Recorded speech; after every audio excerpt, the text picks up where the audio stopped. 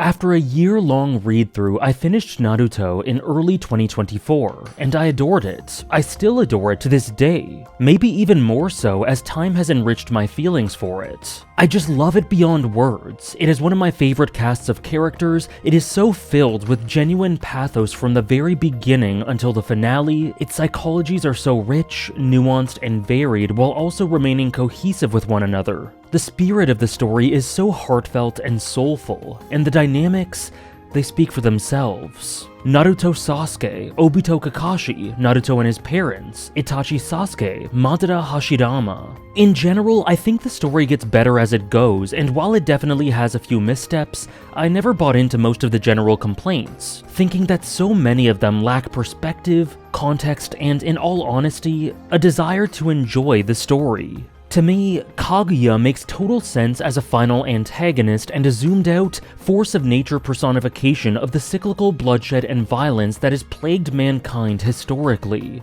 Although, she is sort of built like a JRPG villain, and I'm a JRPG head, so maybe that's part of it. She isn't super complex or deep, and she isn't meant to be anything more than a foundation for the character work to bounce off of, but she does that very well, with her inhuman characterization forming the backdrop and foil for the human struggles that the cast tackle as they defy her. The female cast is often deeply criticized, and while it isn't an amazing one, it's full of women that I adore and think are wonderful. And after asking a bunch of women about their takes on this, the vast majority agreed, which doesn't mean anything definitive, but I did find it interesting. Sakura, Tsunade, Kushina, Konan, Hinata, especially in the anime, they're all awesome. The themes stay consistent throughout and are beautifully expanded upon. There are no contradictions throughout, and it all follows through wonderfully. I can think and gush for hours about my favorite characters, and my mind is constantly overcome with the most striking images from the story.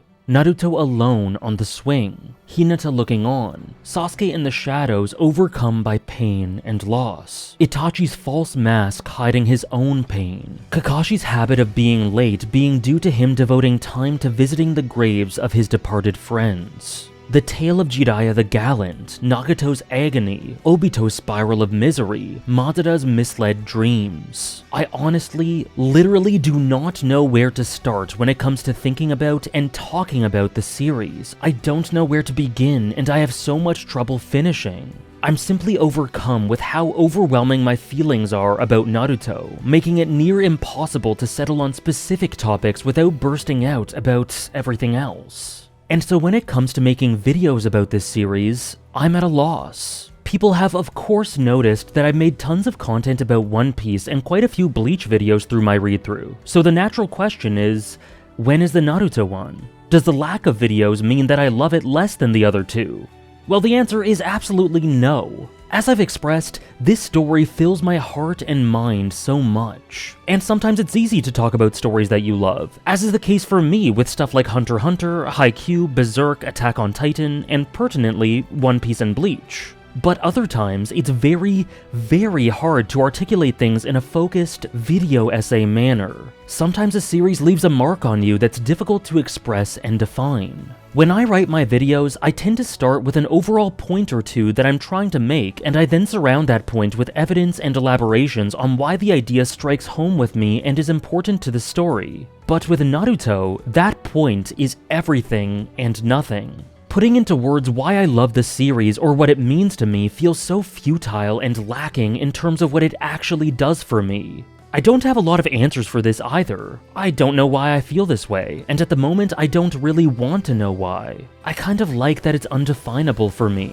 Now, during my read-through, I was very much able to explain why elements about the series were amazing, why characters were brilliant, all of that. And if you come out to one of my streams and ask me specific questions about the characters or themes in the story, then I can very easily explain to you in an elaborate way about why I love them. But when it comes to writing out a more formal video script, I'm overcome with this overwhelming sentiment that the series speaks for itself. Others have told me that it's selfish, that Naruto is one of the most unfairly criticized and overlooked series in online discourse, a sentiment I agree with for what it's worth, online at least, and that as a content creator who loves it and whose life was changed by it, I owe it to Kishimoto to try to shift discourse in a more positive way. And in all honesty, I feel like I've already taken a stab at doing that already through my streams on the series, my tweets, my general appreciation and shooting down of the critiques for it. Yet of course, nothing feels as much like a rebuttal as a good old analytical video essay.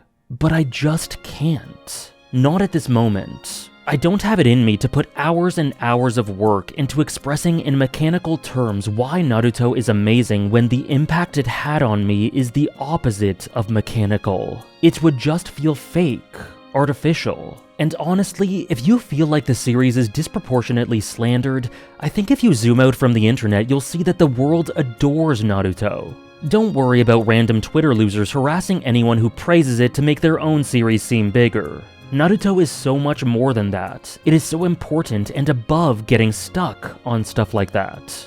So yes, maybe this will change in a year or 2 or 5, but at this moment I don't know how to talk about Naruto in my main channel format. I don't know how to make video essays on it, and I'm sure that if I tried really hard and locked in, I'd be able to learn how, but I don't want to. And if that's disappointing to you, I do apologize. I'd love to talk about how underrated Kabuto is, how generational Sasuke and Itachi are, how thematically brilliant Madara and Hashirama are, how Jiraiya is such an amazing look at the idea of narrative. I listen to Wind and I'm transported and overcome with wistfulness. I don't know.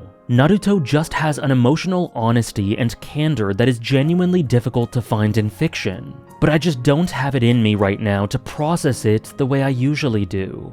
What I take away from Naruto are moments, feelings, heart-swelling emotions at the art and characters, and to put that into words feels to me like I would be putting a large filter over the impact that the series has had on me. To be clear, this doesn't at all make it inherently better or worse to other series, just different and unique.